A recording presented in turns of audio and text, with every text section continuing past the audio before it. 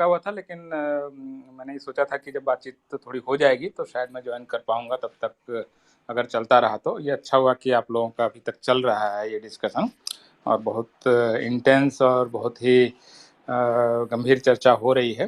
तो सबसे पहले तो इसे आयोजित करने के लिए लोकेश जी और राहुल जी, आप लोगों का आभार। ये जो प्रश्न है कास्ट और वर्ण का, ये एक्चुअली काफ़ी बार बार घूम घूम के आ रहा है, और अभी जो सौरभ ने पूछा वो भी एक अपने अपने वैलिड सवाल है एक तरह से, एटलीस्ट उन्होंने जिस लोकेशन से पूछा है। तो मैं संक्षेप में अपनी बात रख रहा हूँ। मेरे ख्याल से 11:42 हो रहा है, तो कोशिश करूँगा कि 7 से 8 मिनट में अपनी बात रख लूँ।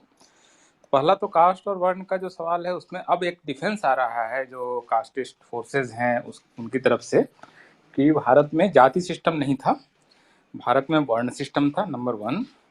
दूसरा, वर्ण सिस्टम जो है वो कर्माधारित था, और नंबर 3 कि वर्ण एक दूसरे में मतलब ट्रांसमाइग्रेशन की सुविधा थी कि एक वर्ण से आदमी दूसरे वर्ण में ट्रांसमाइग्रेट कर सकता है, यहाँ से वहाँ जा सकता है। और चौथा और आखिरी बात कि ये जो कास्ट का सिस्टम है ये मुख्य रूप से अंग्रेजों के समय में आया, जब जाति जनगणना की वजह से हर किसी के लिए एक कास्ट अलॉट हो गई, तब ये प्रॉब्लम आया है। तो ये सब जो शास्त्रीय बातें हैं कि हमारे वेद में तो पुरुष सूक्त में जो बातें हैं कि वो 4 वर्णों का विधान है, उसमें कहाँ लिखा हुआ है कि वो जन्म आधारित होगा, या जो गीता है उसमें ये कहा गया है कि भगवान ने 4 वर्णों की सृष्टि की है और चतुर्वर्ण्यमया सृष्ट्या गुण कर्म विभाग सह वगैरह वगैरह जो बातें हैं।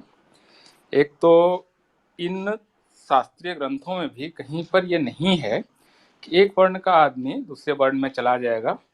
भारत के धर्म ग्रंथों में, मिथकीय शास्त्रों में, इतिहास में और वर्तमान में आज तक ऐसा कभी नहीं हुआ है कि एक व्यक्ति की कास्ट बदल गई हो, एक्स कास्ट में है और उसने ये गुण हासिल कर लिए और इसकी वजह से उसकी जाति बदल गई हो। ऐसा कोई उदाहरण नहीं है, ऐसा किसी के साथ नहीं हुआ है। जो जिस कास्ट में पैदा हुआ है उसी कास्ट में मरेगा, ये मतलब एकदम पत्थर की लकीर है। इसके खिलाफ अगर कोई किसी के पास कोई उदाहरण है तो मैं उसको सुनना चाहूँगा कि ऐसा कब हुआ कि एक एक्स व्यक्ति किसी शूद्र कुल में जन्म लिया और पढ़ने लिखने में बहुत अच्छा हो गया तो उसको ब्राह्मणत्व प्राप्त हो गया, और उसके बाद वो ब्राह्मणों में उसकी शादियाँ होने लगी। ऐसा इतिहास में कब हुआ है या किसी धर्म ग्रंथ में भी कब है, ऐसा मैं कोई उदाहरण सुनना चाहूँगा कि ऐसा कभी हुआ है। मेरे ख्याल से ऐसा कभी नहीं हुआ है।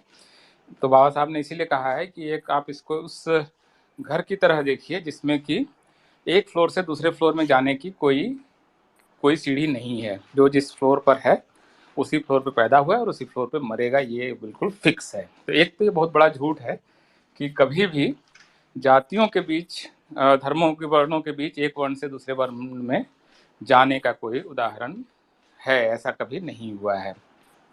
दूसरा जो ये कह रहे हैं कि वर्ण जो है वो कर्म आधारित है, तो ये आप सब जानते हैं कि इससे बड़ा झूठ कुछ हो नहीं सकता है। और खुद मोहनदास करमचंद गांधी वर्ण व्यवस्था के समर्थक थे। वो खुद वैश्य थे लेकिन कुछ काम और कर रहे थे, तो इसलिए कर्म से अगर जाति का निर्धारण होना होता तो पढ़े लिखे शिक्षित लोग और टीचर लोग इस टाइम ब्राह्मण होते और सारे ब्राह्मणों की एक जाति होती। तो ऐसा तो है, हुआ नहीं है। और जिस कर्म की असल में बात कर रहे हैं, जो कर्मा फिलॉसफी है, उसको आप अगर देखेंगे ना, किसी भी धर्म ग्रंथ में देखेंगे तो उस कर्म की बात हो रही है जो पूर्व जन्म में किया गया है। पूर्व जन्म के कर्म से इस जन्म का वर्ण आपका निर्धारित हो रहा है।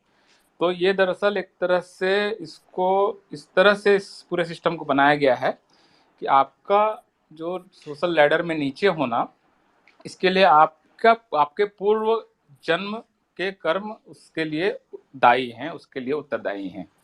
तो ये इतना एक रहस्य लोग बना दिया गया है।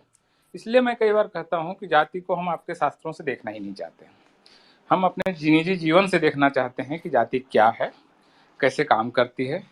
कैसे एक कैंडिडेट से ये पूछा जाता है कि आपको साड़ी के फॉल पे जो बना हुआ ये फोटो है इसका क्या मतलब है, दूसरे कैंडिडेट से पूछा जाता है कि यूरोप के बाल्कनाइजेशन का जो प्रोसेस है इसको हिस्टोरिकली आप सिचुएट कीजिए और बताइए कि ये आज तक क्या क्या हुआ है उसमें। मतलब आप किसी से एक ऐसा सवाल पूछते हैं, दोनों को आप उसमें से एक को सफल और एक को असफल आप बता सकते हैं। या जाति को हम वहाँ से देखते हैं जब कोई एक जाति का एक दूल्हा जब शादी के लिए निकलता है तो उसको सर पे हेलमेट लगाना पड़ता है, क्योंकि बाकी जातियों के लोग उस पर पत्थर फेंकने लगते हैं, क्योंकि उस गांव में कभी घोड़ी पर कोई चढ़कर दूल्हा नहीं निकला था। तो जाति जो है वो, अगर आप नीचे से देखें, जो जाति की पीड़ा जिसके पास है, जिसके पास जाति का दर्द है, तो उसको जाति में कोई रहस्य लोक नहीं दिखाई देगा, कोई इसमें कोई, this is not at all mysterious, this is lived experience which they live every day. It's not about any theoretical jargons और डॉगमा, इट्स अबाउट लाइफ। तो ये जो पूरा मामला है, ये इतना कोई इसमें ताल तिकड़म है नहीं, सीधी सी बात ही है। और अगर वर्ण कभी कर्म आधारित था तो इसको जन्म आधारित बनाया किसने? और इस वर्ण और जन्म आधारित जाति व्यवस्था के सबसे बड़े बेनिफिशियरी कौन है? कौन इसके ऊपर सबसे ऊपर बैठ गया? क्यों? आप जब, अगर आपको ये भी अगर इस लॉजिक से भी अगर आप देखें तो बहुत स्पष्ट रूप से लगता है कि वर्ण और जाति का पूरा सिस्टम जो है वो, जो इसकी शास्त्रीय व्याख्याएं हैं उनमें कोई दम नहीं है, और ये एक या दो वर्गों के वर्चस्व को बनाए रखने के लिए सारे शास्त्र, तर्क, स्मृतियां, पुराण, ये सब उसके हिसाब से लिखे गए हैं, रामचरितमानस से लेकर सब कुछ। आखिरी बात, जो प्रश्न सौरभ पूछ रहे थे कि मेरा क्या दोष है, तो सौरभ ऐसा है कि जो आरक्षण की व्यवस्था है ये व्यक्ति के किसी तरह की सोशल डिसेबिलिटी की वजह से नहीं है, ये ग्रुप को दिया जाता है, और ग्रुप की जो हिस्टोरिकल डेफिसिट्स हैं, उनका जो अंडर रिप्रेजेंटेशन है, उनका जो सोशल बैकवर्डनेस है, ये उसका बेसिस है। और ये एक दूसरी बात ये है कि जिसको हम लोग भारत में अपर कास्ट बोलते हैं, उसकी जो सत्ता है, उसकी जो ताकत है, उसकी जो सामाजिक ताकत है, आप एक ऑफिस में जाते हैं तो आपको अपनी जाति का एक आदमी मिल जाता है। अभी आपका एक केस होगा और आप हाई कोर्ट में जाएंगे तो इस बात के 50% चांस होंगे कि आपकी जाति का एक जज वहाँ पर बैठा हुआ मिलेगा। और वही आपका जो दोस्त था जो आदिवासी, वो सुप्रीम कोर्ट में पिछले 30 साल से उसको अपनी जाति का कोई एक जज नहीं मिला होगा, उसके बाप को भी नहीं मिला होगा।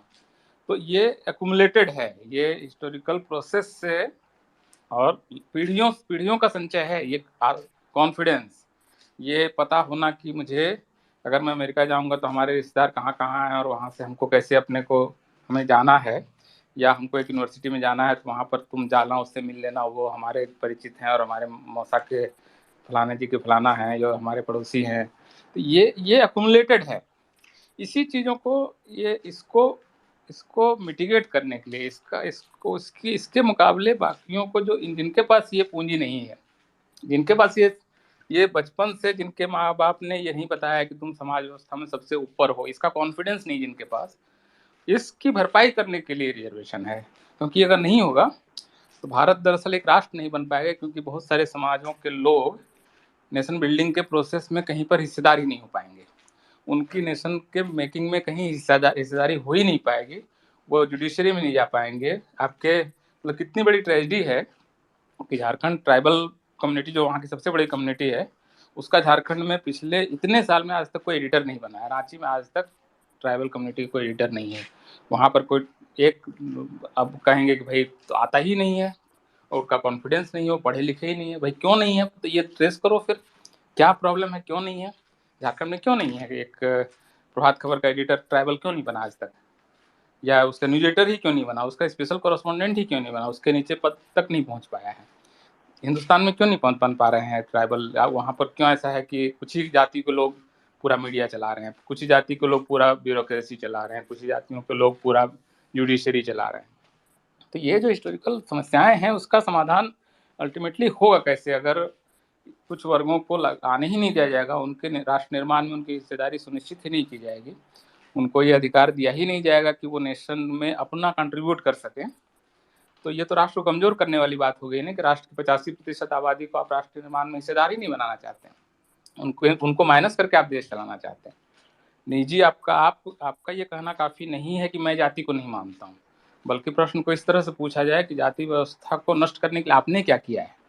अगर ये सवाल इस तरह से पूछ कीजिए ना, क्योंकि जाति आप मानते हैं नहीं मानते हैं इससे फर्क नहीं पड़ता है, आप जाति के बेनिफिशियरी हैं।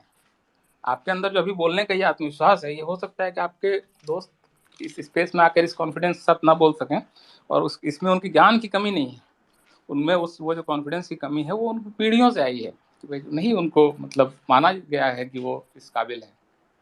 तो इसकी भरपाई के लिए संविधान में इसका प्रावधान किया गया है। उचित यही है कि इस प्रावधान को लागू होने दिया जाए, इसको लेकर कटुता ना रखी जाए कि ये क्यों उसको कम मिल गया पैसा, वो कम पैसे में कैसे एडमिशन मिल गया। भाई इतना सुविधा के बावजूद आपको शेड्यूल ट्राइब का आपको कितना प्रोफेसर है रांची यूनिवर्सिटी में, देख लीजिए जाके। बीएचयू जहाँ की आप बात कर रहे हैं, बीएचयू में भारत 7.5% आबादी, अगर लगभग 8.2% आबादी शेड्यूल ट्राइब है, वहाँ अगर आपको शेड्यूल ट्राइब का एक भी प्रोफेसर नहीं है, कोई चीज़ तो है उसके लिए जिम्मेदार, किस पर रिस्पॉन्सिबिलिटी फिक्स करें। और रिजर्वेशन नहीं होगा तो वहाँ स्टूडेंट भी नहीं आएगा।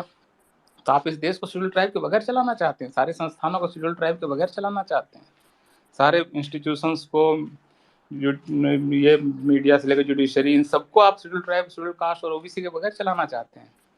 तो ऐसा अगर करना चाहते हैं तो मतलब फिर तो आपकी राष्ट्रभक्ति संदिग्ध है, क्योंकि आप राष्ट्र का निर्माण ही नहीं चाह रहे हैं कि सब लोग इसमें पार्टिसिपेट करें। तो खुद को थोड़ा मेरे उस ढंग से भी देखिए कि आप जाति मानते हैं कि नहीं, इससे बिल्कुल फर्क नहीं पड़ता है। कोई जाति आपको अपना मानती है कि नहीं मानती है, इससे आपके प्रिविलेज तय होते हैं। और इसकी बड़ी बहुत सुविधाएं हैं इसकी वजह से, इसके इसके बहुत बेनिफिट्स हैं, जो कि उस तरह के बेनिफिट्स हैं जो आपके एक अदृश्य बैग में आपके साथ चलते हैं।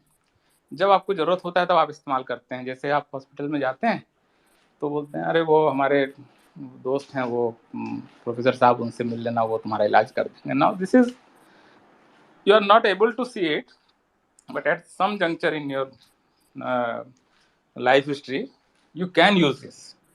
तो ये जो मैं उसका इस्तेमाल कर सकता हूँ, ये जाति जो आपको सुविधा देती है, इसकी भरपाई बगैर आरक्षण के कैसे हो सकती है। तो मेरे ख्याल से मैंने अपना समय ले लिया है 8-9 मिनट का, तो मैं आपको यहाँ पर और सवाल जवाब में शायद नहीं जोड़ पाऊंगा, तो आप मुझे अब लिसनर में डाल सकते हैं। Thank you.